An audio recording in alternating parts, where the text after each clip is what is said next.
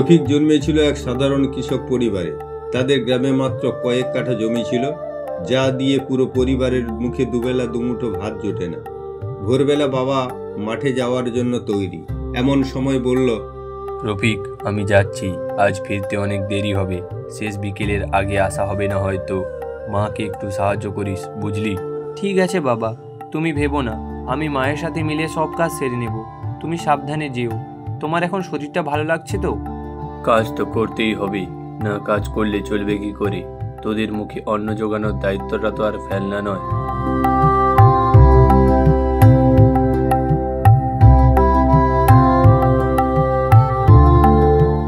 বাবার দিকে একটু দেখলি বাছা?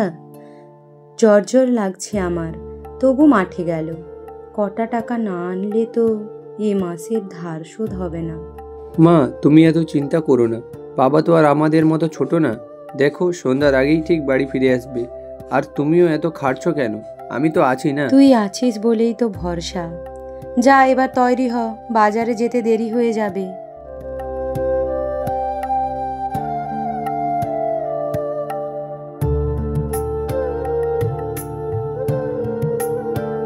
আরে রফিক, বাজারে এসেছিস যে, বল কি নিবি? অভিষেক দাদু, আমাকে টমাটো 500 দাও আর আলু 1 কেজি দাও। আরে তুই আমাদের সেই পাশের গ্রামে মজুরের ছেলে না? তোর বাবা আমার কাছ থেকে কিছু বছর আগে টাকা ধার করেছিল, সেই টাকা এখনো মেটাতে পারিনি। আর তুই আবার নাকি বাজার করতে এসেছিস, তোর আবার টাকা কোথায় ছিল? রফিক ঘুরে তাদের দিকে তাকায়। তার চোখ দিয়ে জল আসে না, বরং এক দৃঢ় সংকল্পের আগুন জ্বলে ওঠে তার চোখে।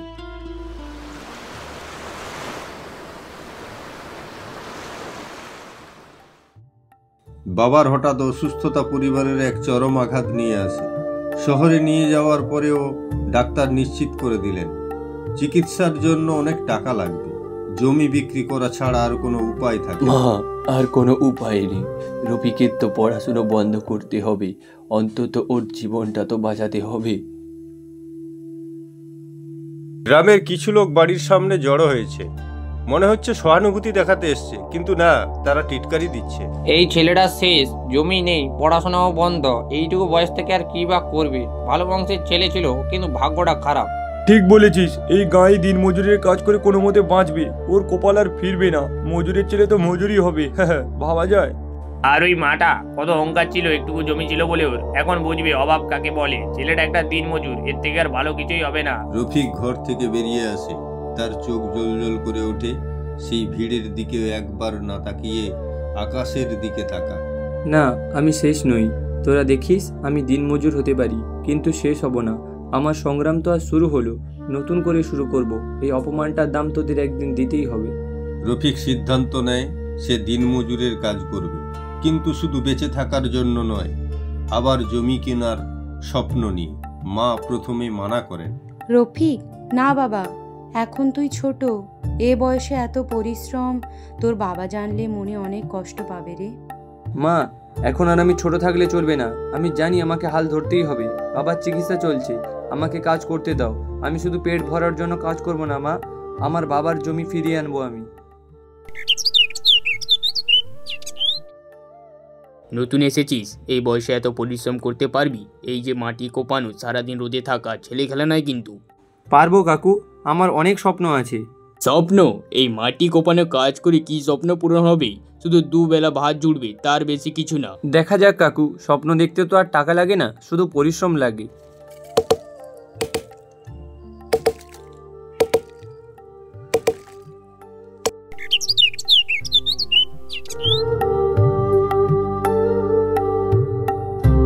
নে তোর আজকে রোজকার। ছেলে, তুই ভালো কাজ করেছিস, কিন্তু শরীরটাকে কষ্ট দিবি না। ধন্যবাদ কাকু, আবার কাল আসবো।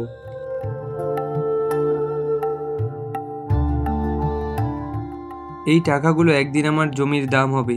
এই অল্প অল্প টাকা জমিয়ে আমি আবার জমি কিনবো। আমি আর মজুর থাকবো না, মালিক হব। এই প্রতিজ্ঞা আমি নিজের কাছে করলাম। কয়েক বছর পর রফিক মজুরি বাবদ অর্থ এবং অতিরিক্ত কিছু কাজ করে বেশ কিছু অর্থ জমিয়েছে। সে এখন শুধু দিনমজুর নয়, সে একজন দক্ষ শ্রমিক। সে গ্রামের সবচেয়ে পুরনো এবং বয়স্ক কৃষক খলিল উদ্দিনের কাছে যায়। খলিল কাকু, কেমন আছেন? আমি রফিক। আরে রফিক, তুই এত বড় হয়ে গেলি, কি খবর বাবা? কেমন আছিস তুই বল? কাকু, আমি একটা অনুরোধ নিয়ে এসেছি। আপনার যে ছোট্ট জমিটা অনেক দিন ধরে পড়ে আছে, কেউ চাষ করে না, সেই জমিটা কি আমাকে ভাড়া দেবেন? আপনার যা প্রাপ্য আমি দেব। তুই মজুরের ছেলে হয়ে জমি ভাড়া নিবি? সবাই তো হাসবে রে। তোর তো নিজের কোনো জমি নেই, তুই পারবি চালাতে? হাসুক কাকু, হাসতে দাও ওদের। আমি জানি আমি পারবো। আমার মাটি, আমার শ্রমের প্রতি ভালোবাসা আছে, যা অনেকেরই নেই। বৃদ্ধ কৃষক রফিকের চোখে দৃঢ়তা দেখতে পান। এই ছেলেটা অন্যরকম। আমি মজুর হলেও মাটির ভাষা বুঝি। আমি প্রণাম করতে চাই। শুধু জমি থাকলেই কৃষক হওয়া যায় না, ভালোবাসা লাগে। ঠিক আছে রফিক, তুই নে। তোর মতো ছেলে যদি চেষ্টা করে তাহলে আমার ভালো লাগবে, কিন্তু দেখিস আমার মান রাখিস। প্রতি বছর সময় মতো ভাড়া দিয়ে দিবি কিন্তু। কথা দিলাম কাকু, আপনার জমি দেখলে আপনি পরে অবাক হয়ে যাবেন। আরে তোরা দেখছিস মজুরের ছেলে কৃষক হতে চায়। আরে বাবা, মজুরি করে কত টাকা আয় হয়? ওর কি জমি কেনার টাকা আছে নাকি? হা হা হা। ভাড়া জমিতে আবার স্বপ্ন। দুদিন পর দেখবি ফসল ফলাতে না পেরে আবার মজুরিতে ফিরে এসেছে। ওটা ওর ক্ষমতার বাইরে। হ্যাঁ, হাসো তোমরা। আজ থেকে আমি শুধু মজুর নই, আমি একজন কৃষক। এইভাবেই আমি আমার জীবনকে গড়ে তুলব। আর এই যে আমার মাটি আছে না, সে আমাকে ফিরিয়ে দেবেই। প্রথম মৌসুমের ফসল ওঠার পর রফিক সেগুলো বাজারে বিক্রি করতে নিয়ে যায়। আরে আশ্চর্য তো, এত ভালো ফসল কে ফলালো এমন জমিতে? আগে তো কোনোদিন দেখিনি। আমি রফিক, এটা আমার প্রথম ফসল, আমার নিজের হাতে ফলানো। খুব ভালো, তোমার হাতে জাদু আছে। দামটা ভালোই পাবে তুমি ফসলের। লাভ খুব বেশি হয় না, কারণ ভাড়া আর বীজ সারের খরচ ছিল, কিন্তু রফিক খুব খুশি হয়। মা, এই নাও, এটাই আমার শুরু, প্রথম দিনের রোজগার। লাভ খুব বেশি হয়নি, কিন্তু এই টাকাটা আমার কৃষক হওয়ার প্রমাণ। পরের বার দেখবে আরও বেশি লাভ হবে। তুমি আর চিন্তা করো না মা। কয়েক বছর পর রফিক আর ভাড়া জমিতে কাজ করে না। সে নিজের জমি কিনতে পেরেছে। তার পরিশ্রম আর সাফল্য দেখে গ্রামের অন্য যুবকরাও অনুপ্রাণিত। রফিক ভাই, একটা কথা ছিল। আমাদের তো জমি নেই, আমরাও কি তোমার মতো শুরু করতে পারি? আমাদের কি কিছু শেখাবে তুমি? আমরাও তোমার সঙ্গে কাজ করতে চাই। তোমার হাতেই তো এই জমি ভালো ফসল দিয়েছে। আমরা বুঝেছি, চেষ্টা করলে সব সম্ভব। তুমি আমাদের পথ দেখিয়েছো। এসো সবাই, একা একা লড়াই করা কঠিন আমি জানি, কিন্তু আমরা যদি একসঙ্গে কাজ করি তাহলে আমাদের গ্রামকে বদলে দিতে পারবো। শুধু ধান নয়, আরও কত কি চাষ করা যায়। তোমাদের স্বপ্নও তো আমার স্বপ্ন। তারা সবাই একসঙ্গে কাজ করা শুরু করে। শুধু ধান নয়, তারা নানান রকম শাকসবজি, ফল চাষ শুরু করে। আধুনিক পদ্ধতিতে চাষ করে তারা। বাজারে ব্যবসায়ীরা তাদের ফসল দেখে অবাক হয়। রফিক, তোমাদের ফসল খুব ভালো, দামও ভালো। তোমরা তো পুরো বাজারটাকেই বদলে দিলে। আমরা সবাই তোমার কাছ থেকেই কিনবো এবার থেকে। অন্যদের ফসলের থেকে তোমাদের ফসল অনেক উন্নত। ধন্যবাদ আকবর ভাই। আমরা শুধু পরিশ্রম করি আর মাটির প্রতি বিশ্বাস রাখি। সেই লোকগুলোর মধ্যেই একজন, তার নাম হাসেম, যে একসময় তাকে নিয়ে টিটকিরি দিত। রফিক, তুমি আমাদের চোখ খুলে দিয়েছো। আমরা ভাবতাম শুধু জমি থাকলেই জীবন ভালো হয়, বড় লোক হওয়া যায়, কিন্তু তোমার অদম্য পরিশ্রম আর অটুট বিশ্বাস আমাদের ভুল ভেঙে দিয়েছে। তুমি যে কত বড় কাজ করেছো তা আমরা এখন বুঝতে পারছি। কাকু, আমি তো কিছুই করিনি, শুধু চেষ্টা করেছি। বিশ্বাস রাখো, মাটিকে যদি ভালোবেসে কাজ করা যায়, সে কাউকে খালি হাতে ফেরায় না। সমাজ যাই বলুক, নিজের বিশ্বাসকে আঁকড়ে থাকলে আর চেষ্টা করতে থাকলে ভাগ্য একদিন তোমার কাছে ধরা দেবেই। কয়েক বছর পর রফিক গ্রামের সবার শ্রদ্ধার পাত্র। সে এখন গ্রাম উন্নয়ন কমিটির প্রধান।